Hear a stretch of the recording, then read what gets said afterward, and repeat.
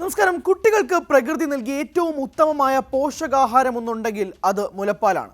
എന്നാൽ ഇന്ത്യയുടെ ഹൃദയഭൂമിയായ ബീഹാറിൽ നിന്നുള്ള ഒരു പഠനം മുലപ്പാലിന്റെ പരിശുദ്ധിയിൽ പോലും ആശങ്കയുടെ കറുത്ത നിഴൽ വീഴ്ത്തിയിരിക്കുകയാണ്. ബീഹാറിലെ അമ്മമാരുടെ മുലപ്പാലിൽ അപകടകരമായ അളവിൽ യുറേനിയം കണ്ടെത്തിയിരിക്കുന്നു.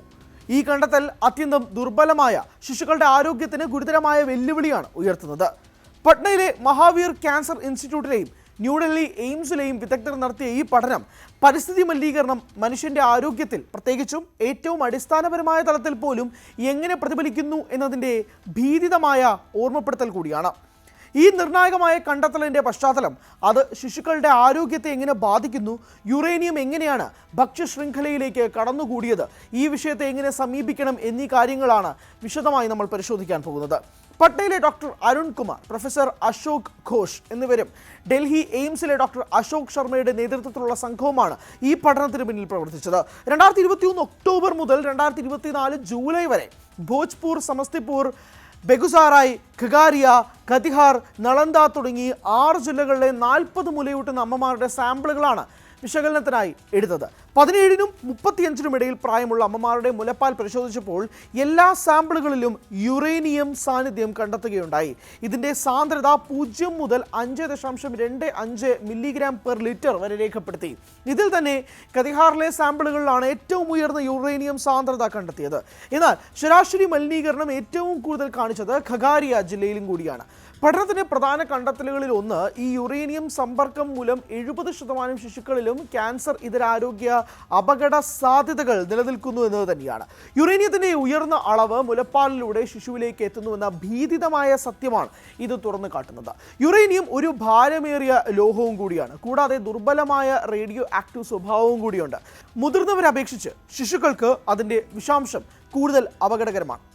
യുറേനിയം സമ്പർക്കം ദീർഘകാലം തുടരുകയാണെങ്കിൽ ഉണ്ടാകാവുന്ന ഗുരുതരമായ ആരോഗ്യ പ്രശ്നങ്ങളെക്കുറിച്ച് ഗവേഷകർ മുന്നറിയിപ്പ് നൽകുന്നുണ്ട്.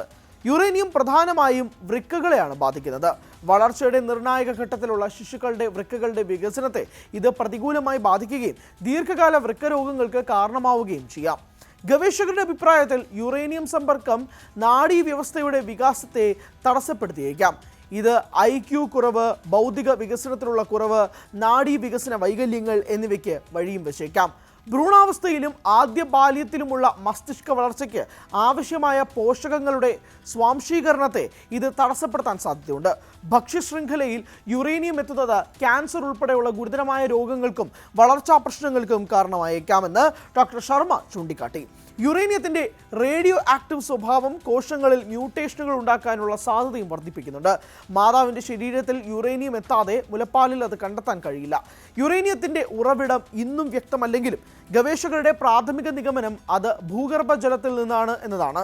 ഇന്ത്യൻ ഉപഭൂഖണ്ഡത്തിലെ, പ്രത്യേകിച്ചും ഗംഗ സമതലത്തിലെ ചില ഭാഗങ്ങളിൽ ഭൂമിശാസ്ത്രപരമായ പ്രത്യേകതകൾ കാരണം യുറേനിയം പോലുള്ള ഭാരലോഹങ്ങൾ ഭൂഗർഭജലത്തിൽ സ്വാഭാവികമായി കാണാറുണ്ട്.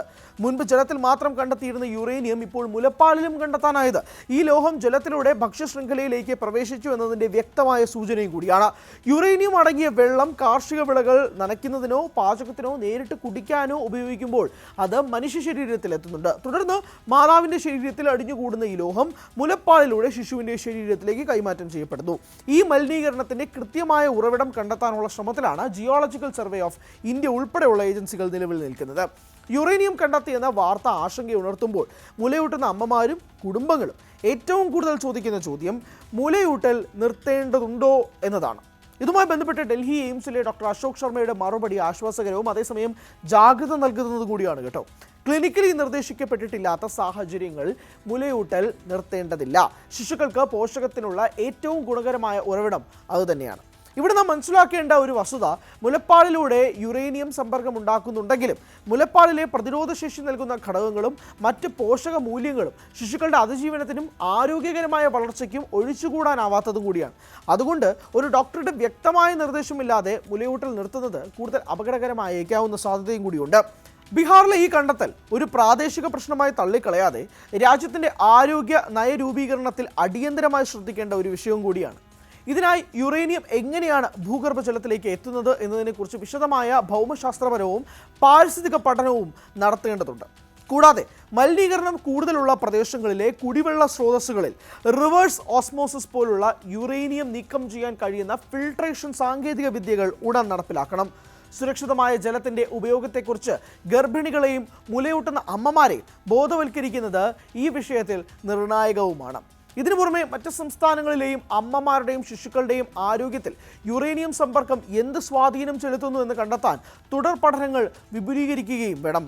പരിസ്ഥിതി മലിനീകരണം നമ്മുടെ ആരോഗ്യത്തെ, പ്രത്യേകിച്ച് പുതിയ തലമുറയുടെ വളർച്ചയെ എത്രത്തോളം നിശബ്ദമായി ബാധിക്കുന്നു എന്നതിൻ്റെ ശക്തമായ മുന്നറിയിപ്പും കൂടിയാണ്. ബീഹാറിൽ നിന്നുള്ള ഈ കണ്ടെത്തൽ അതുതന്നെയാണ് സൂചിപ്പിക്കുന്നത്. നാളെ ആരോഗ്യമുള്ള ഒരു തലമുറയെ വാർത്തെടുക്കാൻ ഇത് നമ്മുടെ ഭൂമിയിലെ ജലസ്രോതസ്സുകളെ സംരക്ഷിക്കേണ്ടതും അനിവാര്യമാണ്.